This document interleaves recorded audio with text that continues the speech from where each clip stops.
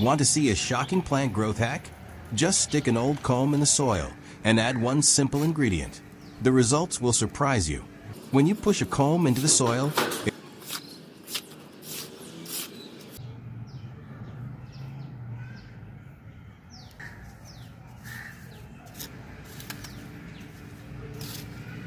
its tiny teeth create air pockets.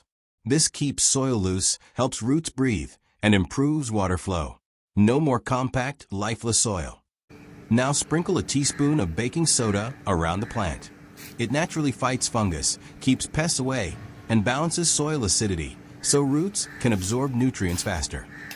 The comb aerates the soil, and the baking soda protects the roots. Together, they boost plant growth, keep stems strong, and protect leaves from disease. So don't throw away your old combs. Stick one in the soil, add a pinch of baking soda, and watch your plants transform like magic.